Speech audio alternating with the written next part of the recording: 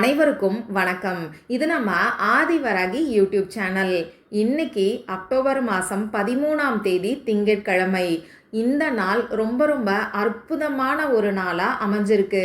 இப்படிப்பட்ட சிறப்பு வாய்ந்த நாளில் நைட்டு 8 மணியில் இருந்து 9 மணிக்குள்ள இப்போ நான் சொல்கிற மாதிரி உங்கள் கையில் நீங்கள் எழுதிக்கிட்டாலே போதும்.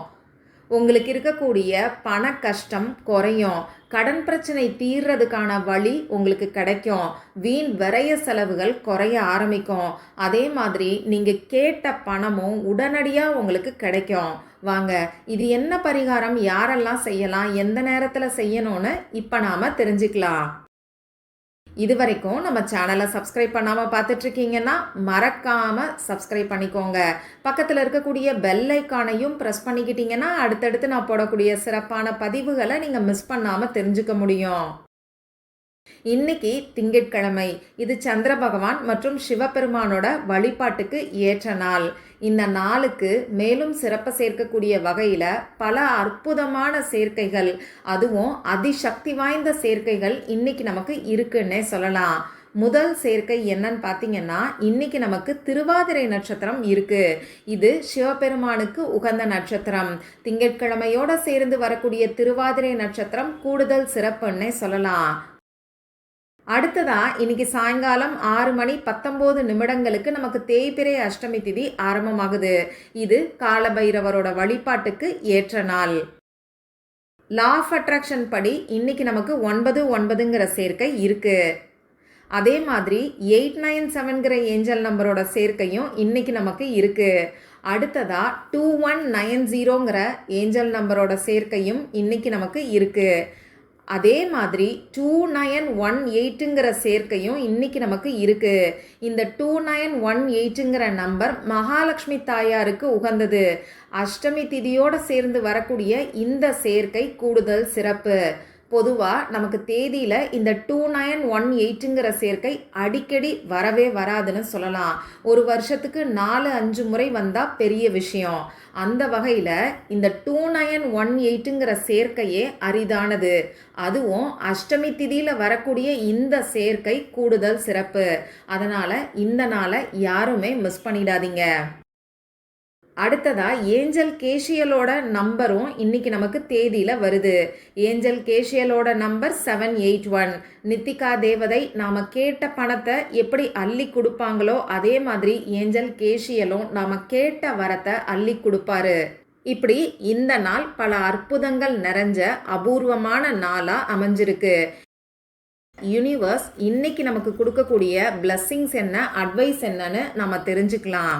இன்னைக்கு கார்டை பார்க்கும் போதே எனக்கு ரொம்ப ரொம்ப சந்தோஷமாக இருந்துச்சுங்க. ஏன்னா நம்ம சேனலை ஃபாலோ பண்ணுறவங்களுக்கு நல்லாவே தெரியும். இதில் இருக்கக்கூடிய முதல் கார்டு நமக்கு சனிக்கிழமை அன்னைக்கும் வந்திருந்தது. இந்த கார்டு சிவபெருமானோட பக்தர்களுக்கும் முருகப்பெருமானோட பக்தர்களுக்கு மட்டும்தான் வரும். அன்னைக்கே நான் உங்ககிட்ட கேட்டிருந்தேன். நிறைய பேர் ஆமாம் எனக்கு சிவபெருமானை பிடிக்கும் முருகப்பெருமானை பிடிக்கும்னு சொல்லியிருந்தீங்க.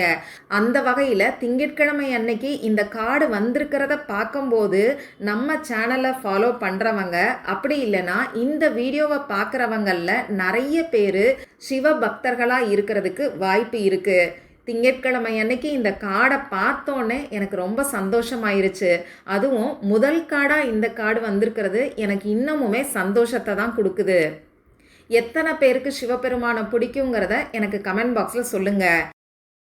இன்னைக்கு சிவபெருமான் நமக்கு சொல்லக்கூடிய விஷயம் என்னன்னு பார்த்தீங்கன்னா, இன்னைக்கு உன்னுடைய வேலையை பார்த்துக்கிட்டு நீ போய்கிட்டே இரு, ஒரே இடத்துல தேங்கி நிற்காத. அதாவது நீங்கள் செய்யக்கூடிய வேலையில் தடைகள், தாமதங்கள், இன்னும் சொல்லப்போனால் சோதனைகள் கூட வரலாம். அதெல்லாம் பார்த்து துவண்டு போகாமல் நீ முன்னேறி போய்கிட்டே இரு அப்படின்னு சொல்கிறாரு. இன்னைக்கு நீங்கள் ஹார்ட் ஒர்க் பண்ண வேண்டிய நாள்னு கூட சொல்லலாம். அதே மாதிரி ஒரு சில விஷயங்களை விடாப்புடியாக பிடிச்சிக்கிட்டு இருக்கீங்க. அநேகமாக இந்த மெசேஜை நான் உங்களுக்கு வெள்ளிக்கிழமையோ இல்லை நேற்று சொன்னனாங்கிறது எனக்கு ஞாபகம் இல்லை. பண விஷயத்திலேயோ உறவுகள் சார்ந்த விஷயத்திலேயோ ரொம்ப பொசசிவாக இருக்கிற மாதிரி தெரியுது. கொஞ்சம் விட்டு கொடுத்து போங்க. இன்னைக்கு பணத்தை செலவு பண்ணுறீங்கன்னா 1 முறைக்கு 2 முறை இது தேவையான யோசித்து செலவு பண்ணுங்க. அனாவசிய செலவுகளும் வேண்டாம். அதே மாதிரி வீணா கஞ்சத்தனமும் பண்ணாதீங்க. தேவைக்கு கரெக்டாக செலவு பண்ணுங்க. அடுத்ததா இன்னைக்கு நீங்கள் உங்களையே செல்ஃப் ப்ளேம் பண்ணிக்காதீங்க. அதாவது என்னால் தான் இப்படி நடந்துச்சு, நான் தான் இதுக்கு காரணம் அப்படின்னு சொல்லி ஒரு சிலர் குற்ற உணர்ச்சியோடு இருக்கிற மாதிரி தெரியுது. அந்த மாதிரியான குற்ற உணர்ச்சிகளில் இருந்து முதல்ல வெளியில் வாங்க. உங்களுக்கு தேவையான கைடன்ஸை கரெக்டான ஆள்கிட்ட போய் கேளுங்க. அதாவது ஏதோ ஒரு விஷயம் உங்களுக்கு மனக்கவலைகளை கொடுத்துக்கிட்டு இருக்கு. அந்த விஷயத்திலிருந்து வெளியில் வர்றதுக்கு யாரோட அட்வைஸை கேட்டால் சரியாக இருக்குமோ, யாரோட ஹெல்ப் கேட்டால் சரியாக இருக்குமோ அவங்க கிட்ட போய் நீங்கள் கேளுங்க. பொதுவாக இந்த கார்டு சொல்லக்கூடிய விஷயம் என்னன்னு பார்த்தீங்கன்னா, மனக்கவலைகள்னால குற்ற உணர்ச்சியினால எந்த ஒரு செயலையும் செய்யாமல் தனிமையில் இருக்காதீங்க. உங்களுக்கு தேவையான ஹெல்ப்பை சரியான ஆள்கிட்ட போய் கேளுங்க. அதே மாதிரி பண விஷயத்தில் கொஞ்சம் கவனமும் தேவை. உறவுகள் விஷயத்துலையும் ஒரு சிலர் கொஞ்சம் பிடிவாதத்தையோ வீம்பையோ வச்சுக்கிட்டு இருக்கிற மாதிரி தெரியுது. அதிலிருந்து கொஞ்சம் கீழே இறங்கி வாங்க. நான் உனக்கு இருக்கேன் அப்படின்னு சொல்லி சிவபெருமானே நமக்கு சொல்கிறாருங்க. இதுக்கு மேலே வேற என்ன வேணும்னு நினைக்கிறீங்க? சிவபெருமான் கிட்ட உங்கள் மன பாரத்தை இறக்கி வச்சுட்டு உங்களுடைய வேலைகளை நீங்கள் பார்த்துக்கிட்டே இருங்க. சீக்கிரமா நீங்க கேட்ட வரத்தை அந்த சிவபெருமான் கொடுப்பாருன்னே சொல்லலாம். சரி, இந்த வீடியோவில் நான் சொல்ல போகிற பரிகாரம் பூஜை இல்லாத வழிபாடு இல்லாத பரிகாரம். பெண்களுக்கு பீரியட்ஸ் டைமாக இருந்தாலும் செய்யலாம், இன்னைக்கு அசைவம் சாப்பிட்டு இருந்தாலும் செய்யலாம். இந்த பரிகாரத்தை இன்னைக்கு நைட்டு 8 மணியில இருந்து 9 மணிக்குள்ள சந்திரகோரை நேரத்தில் செய்யுங்க. இதில் இன்னும் ஒரு ஸ்பெஷல் என்னன்னு பார்த்தீங்கன்னா, இந்த டைமில் சந்திரகோரை மட்டும் இல்லாமல் அந்த 8ங்கிற நம்பரோட எனர்ஜி ஆக்டிவேட் ஆகும். இன்னைக்கு அஷ்டமி திதி இருக்கிறனால 8ங்கிற நம்பரோட எனர்ஜி அதிக அளவில் இருக்கும். அதனால தவறாமல் 8 மணியில இருந்து 9 மணிக்குள்ள இந்த பரிகாரத்தை செய்யுங்க. இந்த பரிகாரத்துக்கு தேவையான பொருட்கள் என்னன்னு பார்த்தீங்கன்னா, கையில் எழுதக்கூடிய பரிகாரத்தை தான் நம்ம தெரிஞ்சுக்க போகிறோம். அதனால் எழுதுறதுக்கு பேனா, sketch pen, marker, glitter pen, ball point pen இதில் ஏதாவது ஒன்று நமக்கு தேவைப்படும். ரெட் கலரில் இங்கு வரக்கூடிய பேனா, அப்படி இல்லைன்னா கிரீன் கலரில் இங்கு வரக்கூடிய பேனாவை இந்த பரிகாரத்துக்கு பயன்படுத்திக்கோங்க. இப்போது நான் சொன்ன குறிப்பிட்ட நேரத்தில் உங்கள் முகம் கை காலை கழுவிட்டு வந்து அமைதியான ஒரு இடத்துல உட்கார்ந்துக்கோங்க. உங்கள் மூச்சை நல்லா ஆழமாக உள்ளே இழுத்து வெளியில் விடுங்க. இந்த மாதிரி 3 முறை செய்யும்போது உங்கள் மனசு கொஞ்சம் ரிலாக்ஸ்டாக இருக்கும்.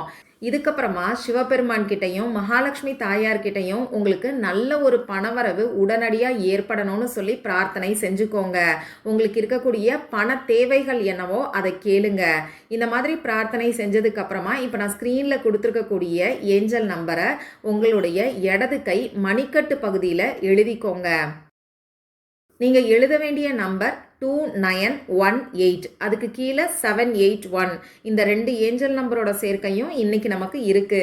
இதை எழுதி முடிச்சுட்டு திரும்பியும் ஒரு தடவை பிரார்த்தனை செஞ்சுக்கோங்க. அடுத்து ஒரு முக்கியமான விஷயம் என்னன்னு பார்த்தீங்கன்னா, இந்த பரிகாரத்தை செய்யறதுக்கு முன்னாடி உங்கள் வீட்டில் இருக்கீங்கன்னா இப்போ நான் சொல்ல போகிற ஒரு சின்ன விஷயத்தை செஞ்சுட்டு இந்த பரிகாரத்தை செய்யுங்க. உங்களுக்கு கை மேலே பலன் கிடைக்கும். அதாவது 100% ரிசல்ட் கிடைக்கும்.